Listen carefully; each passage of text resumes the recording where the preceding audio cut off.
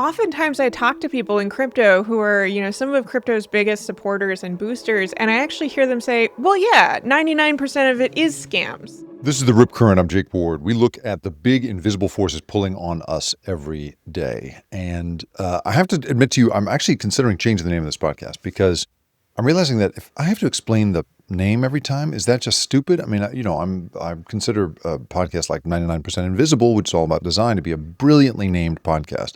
But I also remember back in the day, I didn't know what the hell that meant. And I had to have it explained to me. And if I'm just starting out here, I feel like maybe that's not my move. So the reason I bring this up is that this guest this week really fits the name that I'm thinking of, which is based on a book that I'm working on, which is called Great Ideas We Should Not Pursue. And crypto, our subject today, fits right smack in the middle of that idea. So the guest is Molly White. Molly White is a longtime crypto skeptic. She's someone young enough and smart enough to really understand crypto, what it's supposed to be, what it's for, what its promises are all about. She understands it technologically, and she maintains an incredible running catalog of the problems with it, both at Web3 is going great. She popularized this phrase, Web3 is going just great, and at her newsletter, Citation Needed, at citationneeded.news. Fantastic work she does there, really reporting just the millions, tens of millions, sometimes hundreds of millions of dollars being lost in crypto scams each week. And in this conversation, she gets into really, why, in her view, this is crypto is basically a solution in search of a problem, and the general sort of moment of corruption that we have entered now that the President of the United States is using this industry to enrich himself directly while he's in the White House. I hope you enjoy this very interesting and very alarming hour-long conversation with Molly White.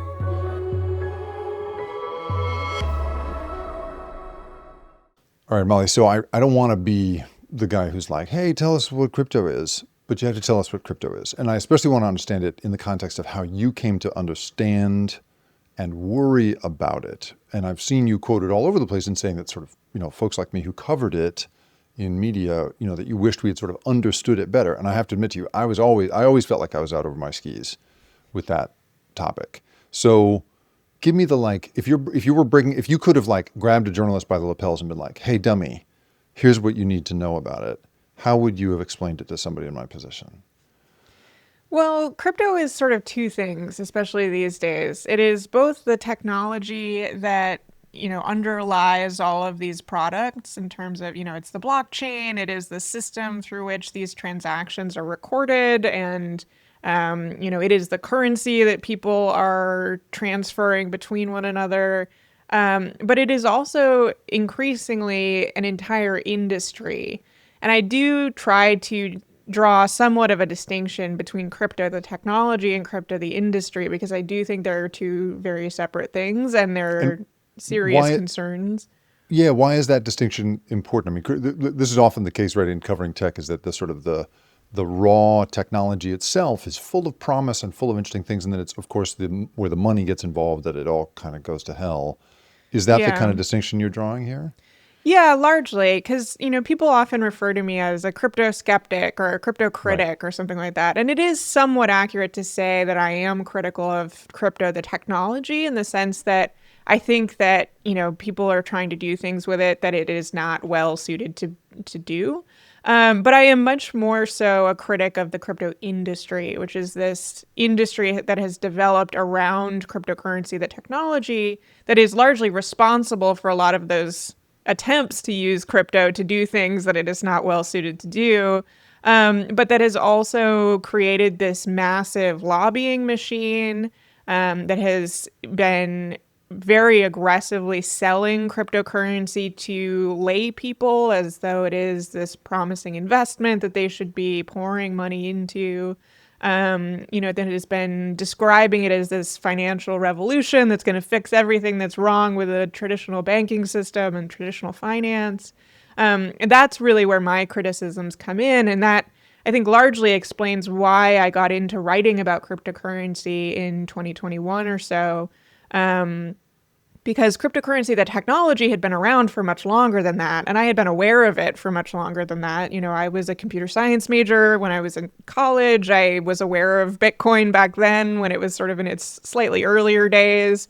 And back then, it interested me in sort of a theoretical way. And I thought it was, sort of an interesting project that some people were passionate about. And if you wanted to buy drugs on the dark web, it was well suited to that. But I wasn't really out there trying to buy drugs on the dark web, so I sort of didn't care that much about it. But then in 2021, when we started to see this explosion in marketing around cryptocurrency, there were television ads, there were celebrities promoting it to anyone who would listen. Right, Matt Damon telling us not to be left out. That's right. Yeah, FTX bought the arena. It was this huge sort of retail push. That was when I started to write about it and get concerned, because I saw that this technology was really being sold to people as the future of society and the web and everything you might want to possibly fix in the world, when in reality it was, really not well suited to most of those things. And it was this sort of, playground for fraudsters who were, taking advantage of people. And, so that was what really drew me in. So you have this fantastic, you just keep this incredible list going at web3isgoinggreat.com of, a new hack every couple of days. The most recent one, $731,000 stolen in super rare hack. Customers of WooX lose $14 million after exchange compromise. CoinDCX hacked for $44 million every couple of days. You put up one of these headlines. And is it do you think, like when I talk about tech, or when I wrote this book, The Loop, in which I'm trying to sort of talk about the ways in which tech gets perverted by market incentives. And the people that I talk to inevitably say, well, the problems here are, edge cases. It's just super rare, very unusual. Like I remember having a conversation with a guy at Waymo, who at the time I was doing reporting on the ways in which the self-driving vehicles that Waymo was making were obstructing emergency vehicles in San Francisco, responding to a fire, responding to a shooting. And basically the argument they made was, as a percentage of the total miles driven, the incidents of trouble are very small. It's a tiny fraction of the incidents of total miles driven. And I was like, yeah, but you're talking about blocking a fire engine. So when someone's in the ambulance, it matters to them. That's right. It's a very rare instance, but it really counts. And I feel like you have really landed on that. So I assume that these guys would say, well, this is really unusual. Is that a fair argument for them to make? Is this an edge case that you're documenting day after day and these millions of dollars lost? Yeah, it's actually funny because oftentimes I talk to people in crypto who are, some of crypto's biggest supporters and boosters, and I actually hear them say, well, yeah, 99% of it is scams. But the 1% of it that isn't scam, it's a really common thing, actually. The edge case is the opposite. That's crazy. Yeah, the idea is like, well, yeah, of course, every scammer in the world is trying to get, into this so they can scam people. And so most projects are scams. But, it's the other ones that matter that, are the true crypto projects that you need to care about and so on. So it's an interesting case where, you do hear arguments like that once in a while. Like, I hear people say, well, the rhetoric around crypto crime is really overblown because, if you look at the amount of money that is illicit in crypto and you compare it to the amount of money that is illicit, in traditional currency, it's much smaller. And it's like, well, yeah, but also traditional currency is being used, orders of magnitude more than cryptocurrency is being used. So it's sort of a weird apples to oranges comparison. But yeah, I don't hear many people saying, that the vast majority of crypto use cases are legitimate and it's a small number of scams. It's really the opposite. Fascinating. God, I've never even really thought. This is how little I've reported on crypto, is that I've never really experienced that. I'm used to the opposite argument. That is so interesting. So would you agree that there's something endemic to the way the technology is built that just invites the amount of scams and criminality that we see? To some extent. I mean, I think there are characteristics of it that make it very well suited to scams. For one, crypto transactions are essentially irreversible. And so, if you scam someone using traditional finance, there's the chance that their bank is going to reverse the transaction. They're going to do a chargeback, whatever it may be. You can't do that in crypto. There is really no mechanism for that. And so that makes it very, useful for Mm. scammers. And then, there's sort of the privacy aspects of things where it is more challenging sometimes to trace people on chain, although that can be sort of a double-edged sword. So some aspects of it do, I think, lend themselves well to scams.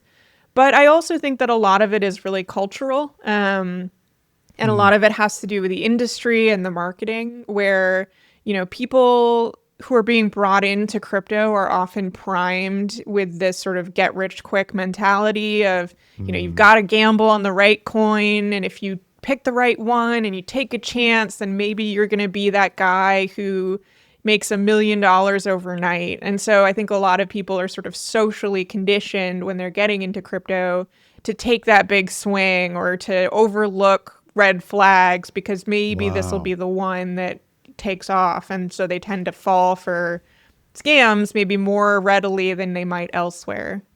Yeah, maybe this is naive of me, but I don't think of currency, even though there is currency trading, of course, but I don't think of the premise of currency being bet big on the right one and you're going to make it rich. The premise of it is, in theory, exchange this for your groceries. Sure. Yeah. I mean, I think part of that is also a semantic problem where Mm. cryptocurrency is a really poor name for the asset class. I think you'll start to notice people often refer to it as crypto assets instead of cryptocurrency because it really isn't a currency. There are some cryptocurrencies, stable coins, for example, that try to function a little bit more like a currency, but generally speaking, people are not using Bitcoin to buy groceries or pay their rent or do things with currencies because they are speculative assets. And the idea is that, buy Bitcoin today because it might be worth twice as much tomorrow. And that is not a useful characteristic of a currency. You don't want a Right. currency that is highly volatile because you're not going to Right. spend it if you think it's going to be worth more tomorrow. So Yeah. it's really more, generally speaking, it is more accurately thought of as a speculative asset than a currency. And do you think of, I mean, I had like a very well-meaning, very thoughtful friend early on sort of make the argument to me that crypto, the premise of crypto that he was into was this idea, there's a very social justice minded person. And he said, well, it's going to free people in, who are sort of locked out of the Western financial opportunities to participate in a global economy in a way that they, from a country, whether it's under authoritarian rule or because of, corruption in the economy or whatever it is, they can't, you know, access what we sort of the rest of us have. And so he thought of it as this, that it was going to be this great sort of equalizer. I think people associate now the term crypto with, a certain kind of pop collar dude in the United States, right? Yeah. As opposed to what my friend was sort of talking about was the idea that it could be, this kind of great leveler. And we had, like Bukele, right, in El Salvador saying, Hmm. we're going to be the capital of this. And his argument was pretty high minded about it at the time. Do you think that is it better in any way abroad or worse when it comes to the what we're seeing around the ratio of good to bad uses? Yeah, I mean, I've heard a lot of those sort of, use cases or arguments for crypto that, it will sort of solve the issues with the traditional financial system, or, solve issues around people under authoritarianism or hyperinflation or, currency controls or whatever it may be. And I think that, there is some truth to some of those arguments. Um, I also think that, a lot of the problems that they've identified are accurate problems. They're real problems. And cryptocurrency is sort of a poor solution to those problems where they're sort Hmm. of trying to design an alternative financial system rather than addressing the problems with the financial system. You often see this. I see this a lot when people talk about cryptocurrency being used to bank the unbanked. That's a big Right. sort of use case Right. you That's hear the about. phrase. My friend Yeah. literally said that phrase to me. Yeah, Exactly. it's a great phrase that rolls right off the tongue. And if you just looking, for example, within the United States, there is an issue within the United States of people who are either unbanked or underbanked. They don't have access to the banking services that they need. There's systemic problems in either getting access, or they don't trust the banks, or maybe they're undocumented and so they can't obtain a bank account. All kinds of problems like that. And the argument is that instead of fixing those problems and making it easier for someone to obtain a bank account or addressing systemic problems and inequalities, we should instead create this shadow financial system that sort of emulates banking in a way, but without the protections that you get from banking regulations and sort of without the oversight. And with this sort of speculative gambling side of it. And you still, in crypto, you can't get a mortgage. You're not going to find someone to lend you money. There is sort of an aspect of crypto. You'll hear about crypto lending, but it's a very different type of lending in that it is over collateralized lending, meaning that you have to have the crypto assets before you can borrow less money than you already have, which is not the type of lending that, underprivileged people who need to buy a house tend to be trying to obtain. And those types of banking services remain unavailable to them. And so I think that you often see people, promoting these use cases that are sort of less good than the ones that, they're trying to replicate. And they are using that to avoid addressing the actual problems. And then you also have this sort of predatory, very extractive end of crypto that you're exposing these people to as well when you're saying, hey, come use our banking services. Just try to watch out for the seedy guy in the corner who's trying to steal all your money, and can do so with very little recourse for you. When we come back, we're going to find out, this all sounds like a nightmare. So why on earth is it becoming law in this country under the Trump administration? And we'll have Molly explain that to us. Stay with us.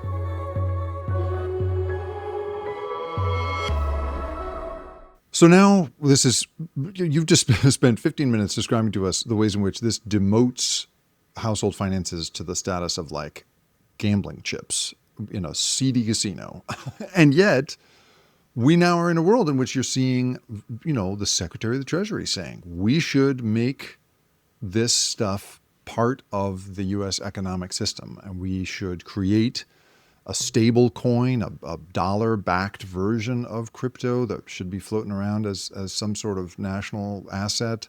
And President Trump, who once upon a time pointed out, like the rest of us, that this stuff is based on nothing, that it's just ether, now is all about it. Tell us a little bit about why. Why are we in this moment where this thing has gained such legitimacy at the highest levels of power? Well, it's been very lucrative for President Trump personally. He has gotten involved in cryptocurrency businesses. He has multiple cryptocurrency businesses at this point. And so I think personally, because of that, he has been more open to the idea. But a lot of it really comes down to the cryptocurrency industry and a very, very aggressive lobbying push that they have undertaken in the past couple of years. In 2024, the crypto industry was one of the biggest spenders in the political elections. And that was, it's hard to overstate how unusual that is. You hear about big oil spending a lot of money and big pharma and, the usual suspects, which are massive, massive industries in this country. And they're spending, hundreds of millions of dollars maybe in elections. The cryptocurrency industry spent over $100 million. It was something like $130 million in congressional elections in 2024. And it's a very small industry comparatively. So the sort of amount that they were spending proportionally was unbelievably large. The cryptocurrency super PACs were some of the top spending or top raising super PACs out of all super PACs. Like just shortly behind the Trump super PAC and a couple of the sort of major, like Senate super PACs, and then it was crypto.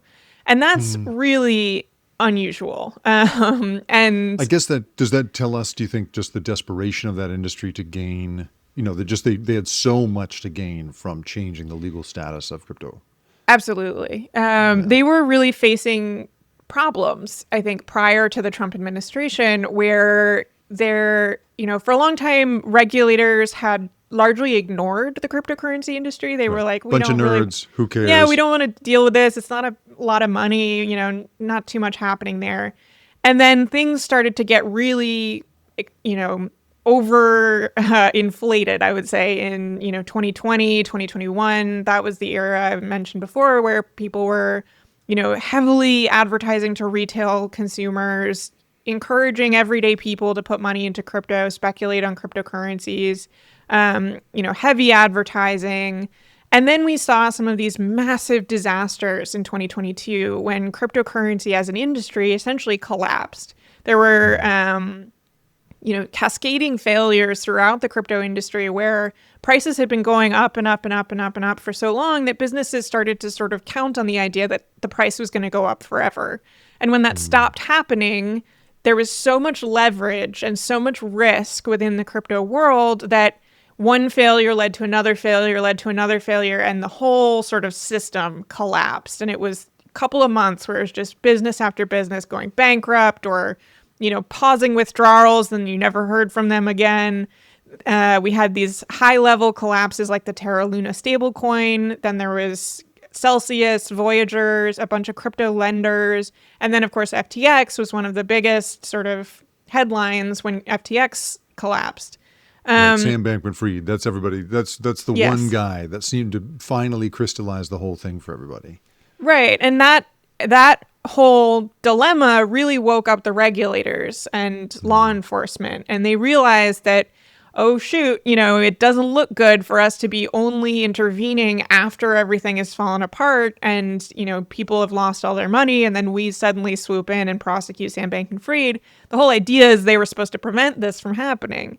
And so we saw a more aggressive regulatory strategy where the SEC, the Securities and Exchange Commission, the Department of Justice, the Commodities Futures Trading Commission, all of these regulatory and law enforcement agencies started to apply a little bit more scrutiny to the crypto industry.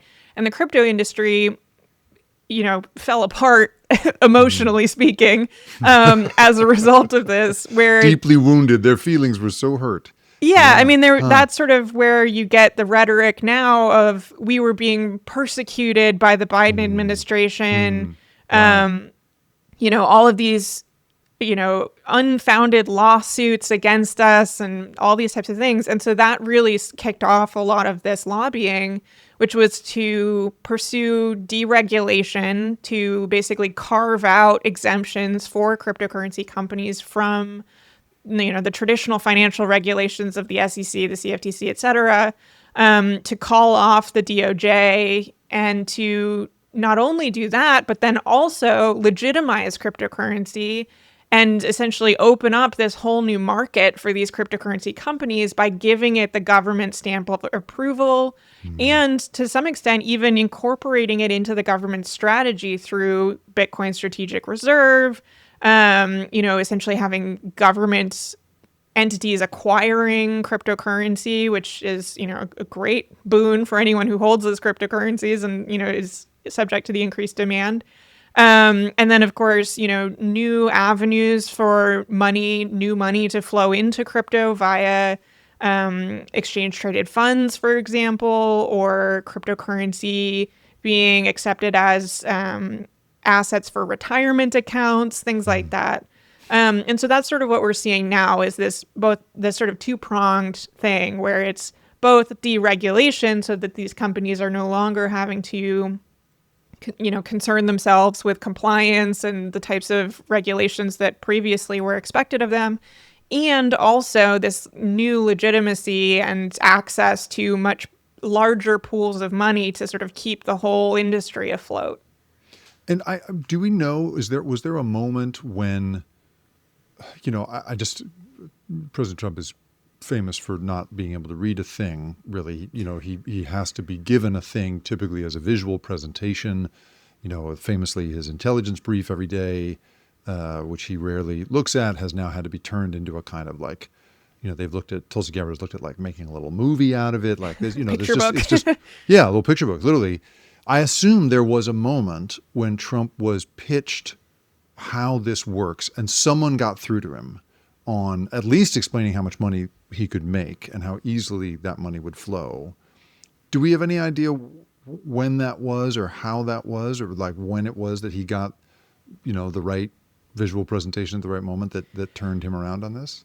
Yeah, it was sort of a gradual thing. I think in 2021, Melania Trump was actually the first of the two Trumps, not including the sons, to sort of get involved in cryptocurrency. And she launched an NFT project early on.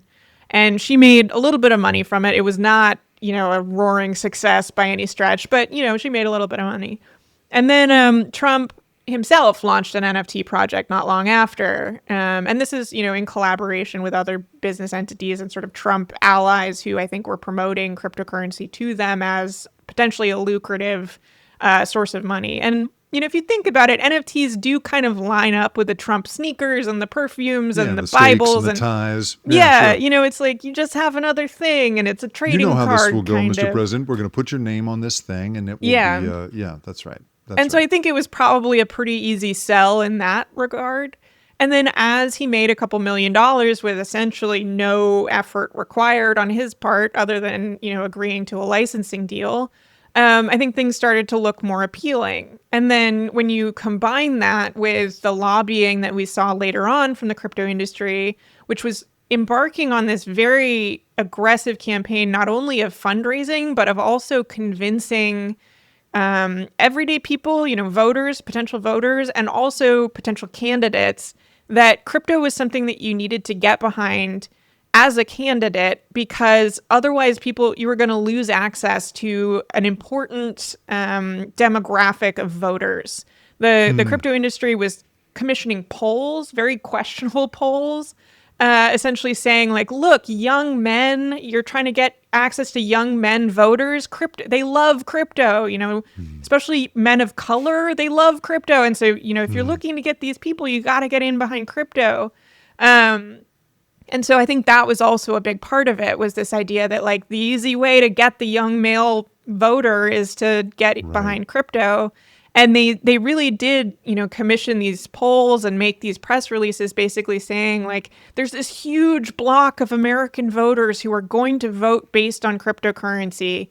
And, they'll overlook other issues. They might even cross the aisle to vote for you if you say you're going to support crypto. And it wasn't true by any stretch. But it was very convincing, I think, to a lot of these candidates who were, anxious about their voting chances, trying to scrape together every vote they could get. They said, all right, why not? And also they've got a couple $1,000,000, they might throw my way, at least in the congressional races. And so that was, I think, very effective for the crypto lobby. Well, and I mean, I feel like I'm saying something stupid here, but like, it's so freaking transactional. Like, it's not ideological. It doesn't seem to have anything to do with we need a freer society or a more, we need to help the unbanked. I'm not hearing any of that from folks. It just seems to be money can be made this way, votes can be earned, and contributions will result. And that seems to be enough to have convinced this whole political class, this whole class of senators. Oh, good. Yeah, sure. I'm down for that. Well, and I mean, I think I was reading in your newsletter that some of the people introducing legislation that would try to further legitimize this stuff themselves own crypto, are themselves invested. You have a long list of the White House people who are with that. I mean, help us understand that a little bit, right? These are laws being passed by people who are invested in this stuff, right? Yeah, and I mean, you only need to look at Trump as sort of the most egregious example here, where, he has multiple cryptocurrency businesses at this point that he is directly profiting from. There's even more if you include his sons, because they are also very actively involved in multiple cryptocurrency businesses. Meanwhile, Trump is essentially writing the regulations and directing the policy direction for how cryptocurrency businesses will be regulated in this country. And like, that is so blatantly corrupt. And it is like hard to overstate how corrupt that is. That he is essentially rubber stamping policies and pushing for policies that directly benefit his companies that he has, been profiting from quite directly. I mean, it's a few months old now, but right in May, there was that crazy dinner at his Virginia golf Right. club where he took in $148 million in digital bribery. We have a piece about this at the Rip Current where they show up, literally they're showing up in like limos and Lamborghinis to buy their way into time with the president. And they tried to keep the guest list private at that event. But then, then these guys, because again, it's so transactional, can't help but out themselves as having Right. been there because they want to show it off. And one of the top holder of the Trump coin, Justin Sun, who's a crypto guy, he was until recently facing fraud charges from the SEC. Yeah. And then he announces, I'm the top holder of Trump. And CNBC at the time reported that Sun had put $22 million into Trump, the Trump coin, and another $75 million into World Liberty Financial's coin. That's another Trump business. And the SEC just paused his case. And that's that. I mean, like you say, it just like it writes itself. The story of the corruption story here. It is so cartoonish. It's hard to say out loud. Right. And there's no end to examples like that. I have a list on one of my websites of just the quid pro quo between cryptocurrency companies and the Trump administration, where it's like this company donated this much money to Congress people, to Trump's inauguration fund, to whatever it may be. And oh, look, their SEC enforcement case was paused or dropped or dismissed with prejudice in some cases. So not only was it dismissed, it can't be refiled. There's multiple cases like that. Justin Sun, for a long time, was afraid to even travel to the United States because he thought he was imminently about to be arrested. And there has been, reporting that the DOJ was investigating Justin Sun, who has been involved in very openly shady activities to the point that even the crypto industry doesn't trust him for the most part. I mean, there was a point where it came out that Justin Sun was behind a company that was involved with an asset called wrapped Bitcoin. And there was so much concern from members of the cryptocurrency community. I mean, very large players, influential players, Coinbase, Kraken, major companies, that they were like, oh, Justin Sun is involved with this. We want nothing to do with this. And they backed out of it. So these guys, do not trust Justin Sun. And yet he is the major donor to Trump. You're totally right. $75 million to World Liberty Financial, $22 million at least in the Trump meme coin. He's since announced he's going to spend another $100 million on the Trump meme coin.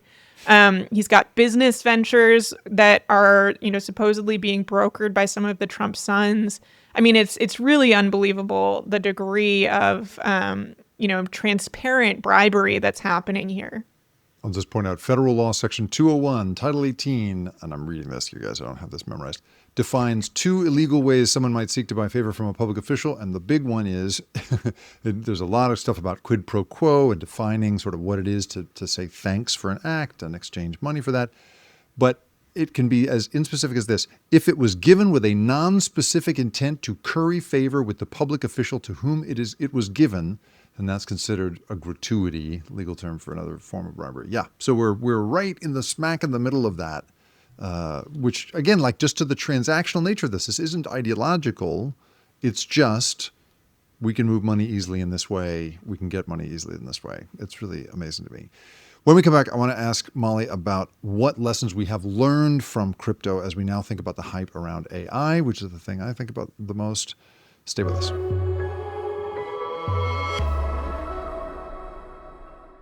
I spend a huge amount of time thinking about, AI and the way that, I spend less time than I used to. I went through this big depressive crash about it because I just couldn't stand watching like the thesis of my book come to life, basically. And so I just went surfing instead.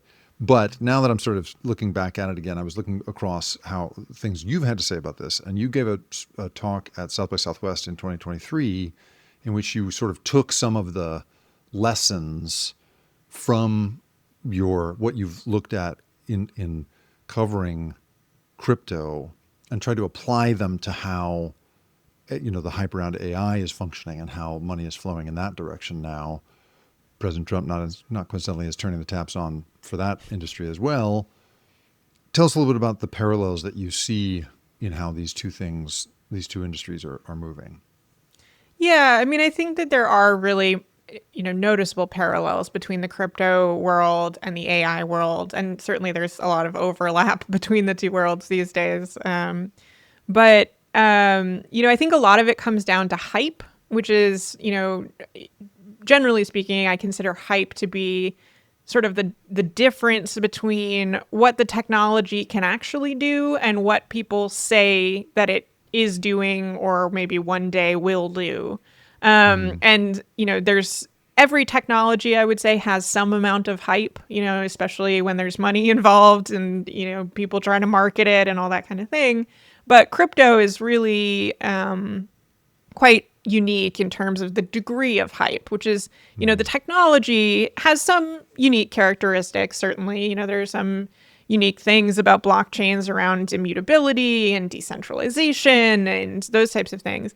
But then there's this sort of another level of hype around crypto where it's going to fix every problem you can dream of, any possible problem, whether it's, unbanked individuals or, Uber, you hear people talking about like, oh, we're going to do Uber, but on the blockchain, it's going to fix everything that's wrong with this thing that you've imagined, or it's going to democratize the internet, or it's going to, fix the issue of wealth inequality. I mean, every single problem that you can imagine, someone has tried to say that, a blockchain is going to solve that problem. And that's a really unusual thing, I would say. You don't hear that about SQL. If you're thinking of like the SQL database, blockchains are essentially sort of a fancy database. You can sort of boil it down to that. You don't hear people talking about how SQL is going to solve the world's hunger problem. Yeah, totally. Right. And so I think that, that is one place where you see a lot of parallels with AI, which is, AI is a technology and it does some things. Large language models specifically have a number of use cases and they're useful for some things. And then you see the promises that people make about AI and you start to hear people talking about how it's going to cure cancer and it's going to solve global warming. And next thing you know it, we're going to have artificial general intelligence, which is going to blow away human intelligence and going to, take over the world or kill us all or whatever it may be. Yeah. And take that all I our think jobs, is kill us all, but be great. Right. Yeah, Somehow, yeah, maybe. I don't know. Right. No. I haven't heard yet if it's good or bad. Yeah. But I think that's a very similar situation where you're seeing this massive differential between the technological capabilities and the marketing. And I think that's a big warning sign around, any sort of hype cycle is, that's a good sign, I think, that you're in a bubble when that differential is so high, because eventually the market and the general public discover that that gap is never going to close. There is never going to be that promised land of, cryptocurrency solving world hunger or whatever it may be. And so I think there's a lot of similarities there, and a lot of the tactics are similar in terms of the marketing that is happening. Yeah. I wonder, the one place that I'm constantly sort of surprised by how the marketing flows in the AI industry, which I wonder if this is different from crypto, is the degree to which the people at the top like to kind of take ownership of the problems that their technology could create kind of in advance in a weird way. So like just a few days ago, we're recording this on Monday, July 28th. And just a few days ago, not even a week ago, Sam Altman said that AI will create a huge impending fraud crisis, that it will create, deep faked video calls that you won't be able to tell the difference, between your mom calling on video and AI calling on video. And coincidentally, he said this in a meeting with the Federal Reserve Chair, Vice Chair Michelle Bowman in Washington. So our world's colliding there. But that is always, I wonder what you make of that. Like what the thought is there, and was that ever a thing that crypto bros do? Do they ever say, well, I mean, it's interesting. It sounds like they say to you privately, well, a huge amount of this is fraud, Not but even there's some privately. cool use I mean, cases. people No, is that right? publicly admit that. They Yeah. say it publicly. Do Oh, you yeah. think is that a trying to like deflate the worries before they, take ownership of the worries early? Like, what is this PR strategy that we're seeing? Yeah, I mean, I think I've heard people refer to this PR strategy, especially when it comes to AI, where you're right, it is very prevalent. I've heard people describe it as crita hype. Hmm.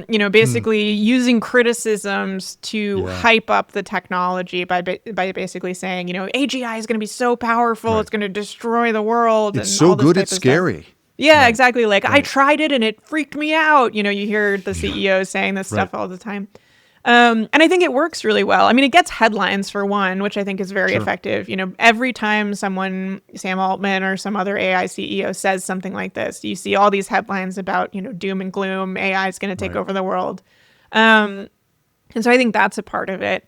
I also Yeah. think that, by saying, these again very exaggerated claims about the potential negative ramifications of the technology, you're still claiming that this technology is all powerful and it's, incredibly innovative and all this thing. And so you're still hyping the technology when you're criticizing it in that way.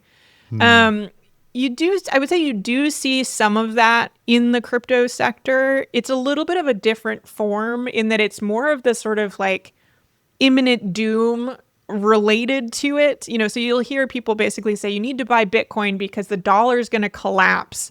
And if you don't have Hmm. Bitcoin, then you're going to be totally out of luck when You can't call yourself society. a prepper if you don't have Essentially it crypto is. locked away. Yeah, Yeah. it is very similar to the sort of prepper ideology. And you get a lot of people who are essentially accelerationists who are saying not only is society going to collapse, the dollar's going to collapse, we're all going to be driving our Mad Max trucks around, but we should actually push for that to happen because only through that, eventuality is, a better world going to emerge or, Right. We'll burn away the whatever it might weeds. be. Yeah. Yeah. Right. Right. Right. And so I think that is common in both cases where it's like we need to, push the gas pedal, push forward as fast as we can, accelerate the development of cryptocurrencies and AI and whatever it might be. And you see it in philosophies like effective altruism. There's also effective accelerationism, which very, openly embrace that idea. And we've seen people who are very fond of cryptocurrencies and of AI essentially preaching that philosophy. I mean, Mark Andreessen has sort of openly embraced that idea, and he Yeah. is certainly a major player in the crypto sector and in the AI world. Um, and so I think there is some overlap there in terms of, the sort of doomer ideas, sort of saying buy Bitcoin because you're going to need it weirdly enough, when there's no electricity, you're going to need Bitcoin. I Yeah. think is sort Yeah. of an Exactly. unusual. Yeah. Let me just charge up this laptop real quick, and then I'll make Yeah. sure I can pay you for that pigskin you've sold me. That's right. I mean, I've seen you make a very smart argument because I like that you are both thinking of this as a sort of from the 30,000 foot, like what is the purpose of this? You've said before that crypto seems to you like a solution in search of a problem, which I think is a great piece of tech criticism. And I've also seen you very specifically come down and say, okay, on a granular level, here is one of the things that I would suggest. And one of them is currently there's, I guess, the push is to treat it as a commodity instead of as a security. And so it would fall under the Commodity Futures Agency rather than under the SEC. And I wonder, I've found myself thinking, wow, I wonder if there's something to be learned in the AI space around this from a regulatory perspective. And I wonder maybe just unpack that one for us a little bit so we understand what you mean between the difference between like trading it like oil or wheat versus treating it as this weird asset on the market. Yeah, I mean, I think a lot of the distinction, frankly, from the cryptos industry standpoint comes down to the very sort of practical fact that the SEC is a much more powerful agency. Right. It's Sure. much bigger than the CFTC. It has more enforcement power. It has more funding. And so to be able to be regulated by the CFTC, you're basically getting the, less powerful agency with less teeth. And I think that has really motivated a lot of the push to get crypto regulated as a commodity rather than as a security, rather than any real application of, the sort of standard tests around, is this a commodity or is this a security? Basically, they're trying to choose their regulator. And in that sense, I do think there is a strong connection to much of the tech industry, in that, every tech industry pretty much wants to choose their regulator and write Sure. their own regulations and essentially deregulate where possible.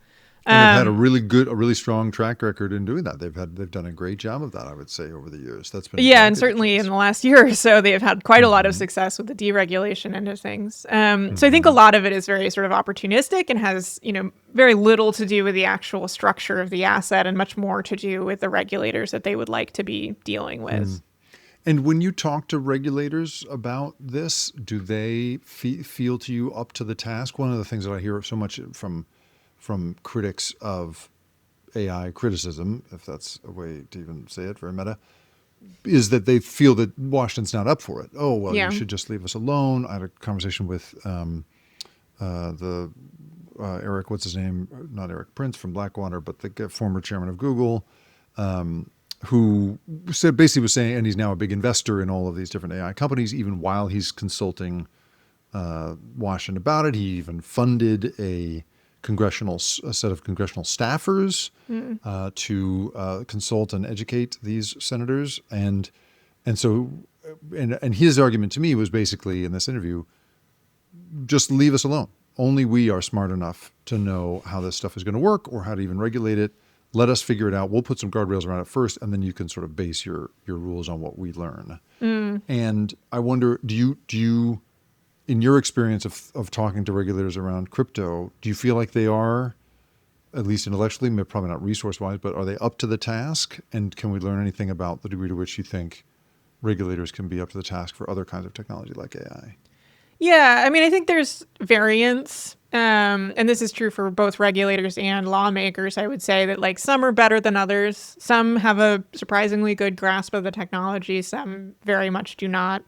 I think that a lot of them are fairly aware of their limitations and are fairly good at soliciting expert input. And that is really something that regulators and lawmakers need to lean in on, is, establishing groups of advisors who, have a balanced viewpoint and are very knowledgeable about the technology that they are seeking to understand and regulate. I think that it is perfectly plausible for regulators and lawmakers alike to be able to do that to a degree necessary to write regulations and, enforce them.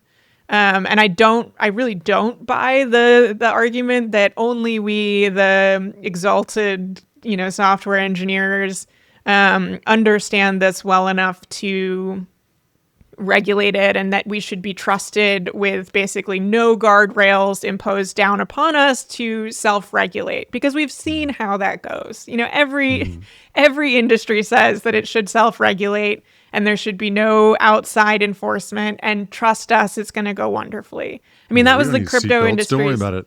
yeah, that was the crypto industry's argument for a long time. And, how'd that go? Where were those self-regulatory agencies in 2022 when people lost, millions, billions of dollars?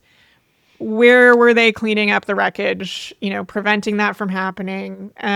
It's frankly just a pipe dream that is possible.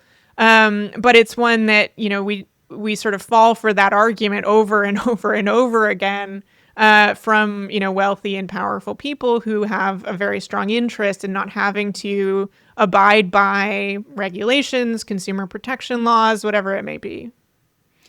When we come back, we're going to do, in our final block, just a quick round of questions for Molly, just about the sort of her general attitude around the future. I want to know how somebody like this keeps her endurance going in the face of all of this difficulty and corruption. Stay with us.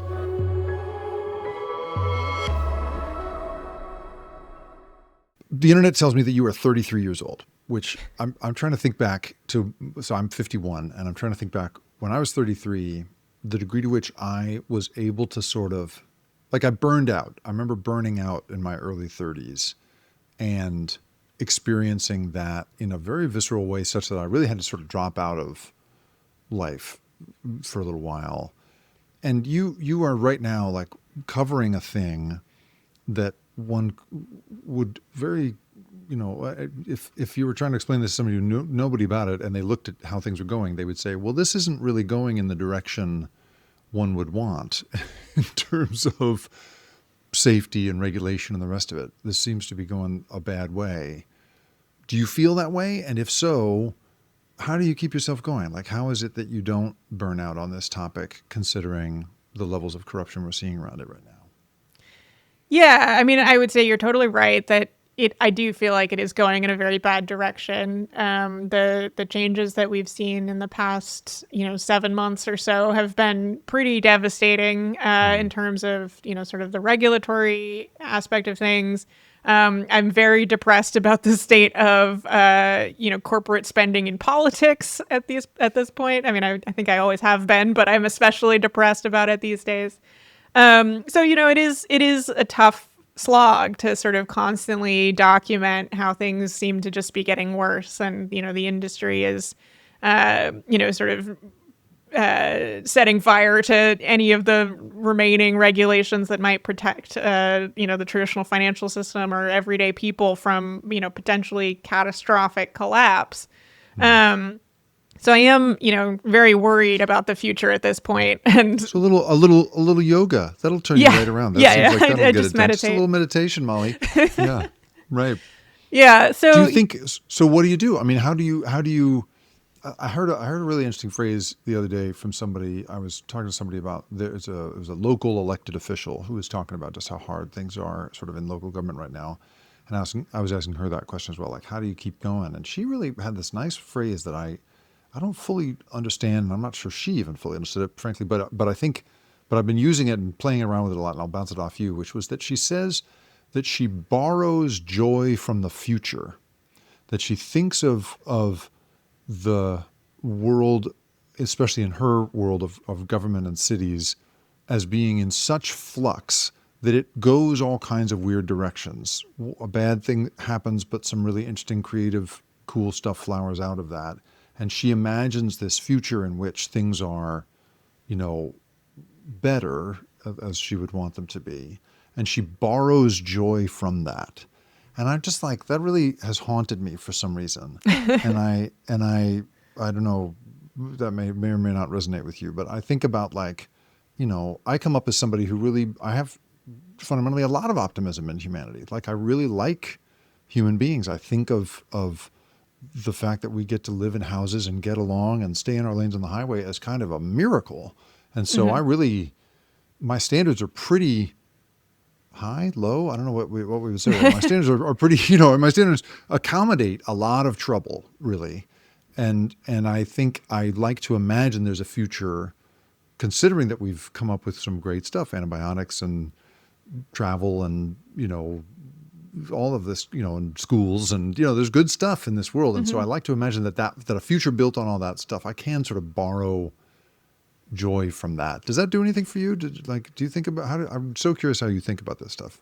Yeah, I mean, I do like the analogy. I think the one concern I have is that it sort of implies you have to pay that debt back at some point. There's like a joy funny. debt that totally, is hanging right. over you. Right. Overdrawn. Yeah, right. exactly. Right. Like someday you're right. going to have a really bad day because you're paying off your joy debt. Yeah. Oh, I'm out of joy. But I do think that, fundamentally I am a very hopeful, sort of optimistic person. And, things don't get better if you don't try to make them better. And as long as there is something that I feel like I can be doing that has some chance of making things better tomorrow or next year or in a decade, then I should be doing that, because that is the only way that things ever change for the better.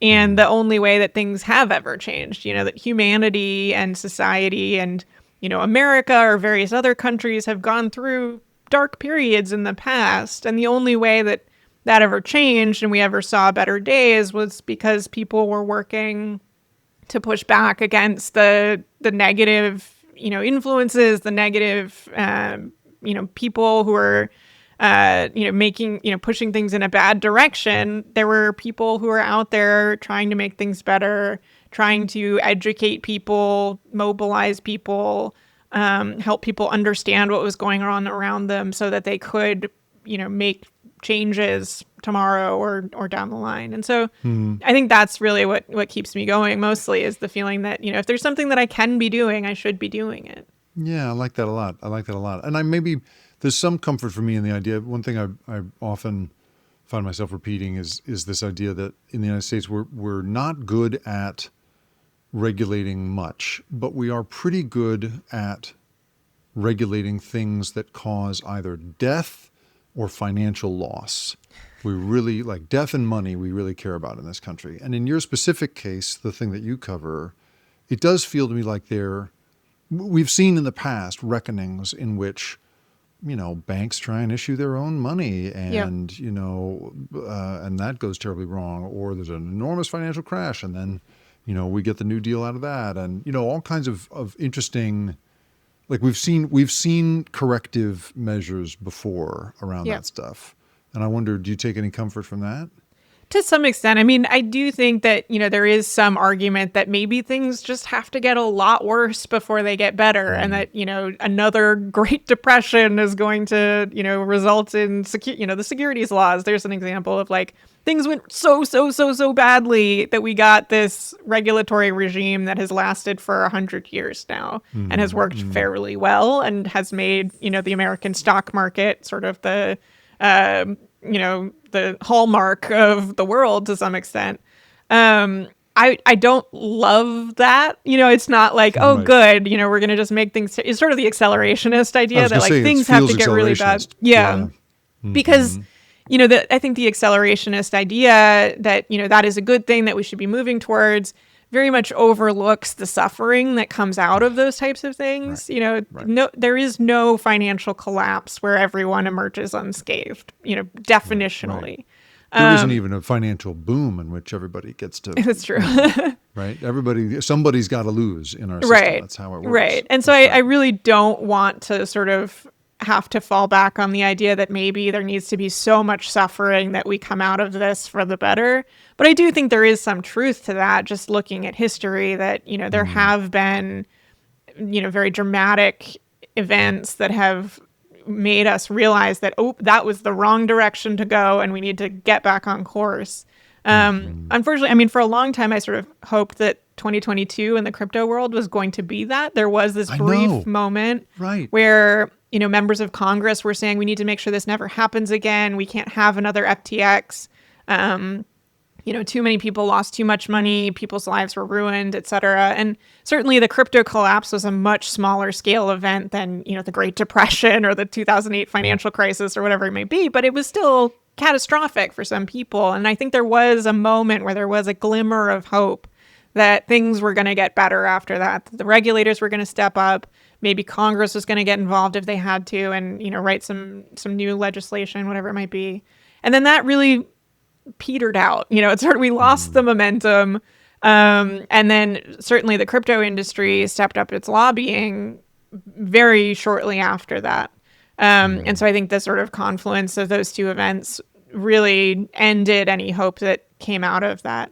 So that's, a little bit upsetting, but perhaps there is sort of this like level of scale that you need to reach before people actually say, no, we can't just move on from this. There needs to be some dramatic change that happens as a result. Yeah. And is there anything in the sort of the application of either this particular industry or, like for me, there are categories of use in the AI world that I really like. That they tend to be ones that don't make anybody any money, right? It's like I've seen like art historians who want to feed all the examples of like Etruscan pottery that we have in museums, which is really hard to come by because it doesn't last very long, feed it all into an LLM or some sort of pattern recognition system, and then figure out what are the gaps in the archaeological record that might be there. Super cool, but no one's making money off that. That's not a good business. That's just a piece of interesting discovery. And so when people ask me, my wife is always on me for like, can't you find some good news to talk about with with this technology? Not so much, she's not quite that simplistic, but she definitely is like, maybe highlight some examples where it's being used well. Is there any version of crypto or blockchain or Web3, these things that you've spent all this time thinking about, that you feel some interest in or hope about or would want people to be excited about in the future? Or is it one big package of bad as far as you look at it?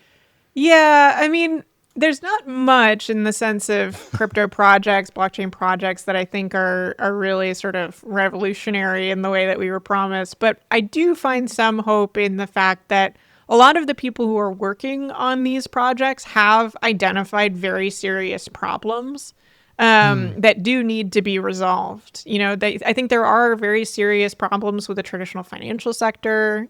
Banking the unbanked is an actual problem. It was not invented by the crypto industry.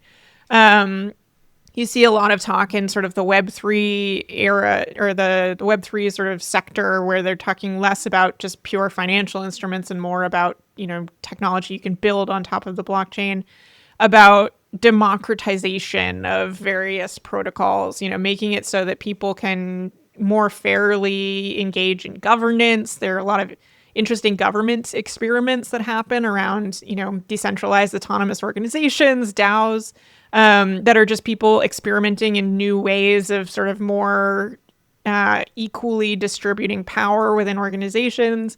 Again, that's another one where like, doesn't really feel like any of them have worked very well, but I'm glad that people are thinking about it. Right. And not exactly a moneymaker either. That's right. Well, the problem is that sometimes they can be, and that's when they really fall apart. Oh, wow. That's so interesting. That's yeah. Right. Yeah. Right. Like the less money that's around, the better the DAO tends to do, in my experience. Totally. That's the AI lesson too. The less money that's around, the better that project tends to be. But I do think that may be actually a major part of why there are so few crypto projects that I think do well, is that crypto is so fundamentally tied to the financial in a way that maybe AI is a little bit more removed. That it is so hard to find a crypto project that isn't in some way trying to make money. There's always money involved, in the sense that tokens are always worth something as a, result of the crypto, technological incentives. And so no matter what, you end up with finance sort of involved there somehow. And there's always, people who want to see something go to the moon. And so they sort of come into these projects that may otherwise look sort of promising. And then suddenly the whole motivation is shifted for a large segment of the group that maybe has equal voting power, and things start to go off the rails. But I think you just summarized the last 30 years of technological trouble that we have bumped into. That's exactly the dynamic. Yeah, we don't seem to learn from history very well in the tech sector. I know, right? Everybody always thinks they're the first person to ever look at a problem. I can't tell you how many people I've had to sort of explain hunger to me for the first time. Yeah. Explain the housing crisis to me for the first time. Yeah, that's exactly right. Well, I really appreciate you explaining crypto to me for the first time. And Molly White, thank you so much for being here. Thank you so much for having me. The Rip Current is produced and created by me, Jacob Ward. And if you liked this show and you want more content like this, go to theripcurrent.com, where I publish a weekly newsletter that covers these same sorts of stories of the big invisible forces that have us all in their grip. And if you want to really do me a favor, if you could go to where you have listened to this or watched it and like it, share it, or even better, review it. Holy cow, is that helpful? It's the best possible way for me to find a new audience. I really appreciate you being here. Thanks for listening.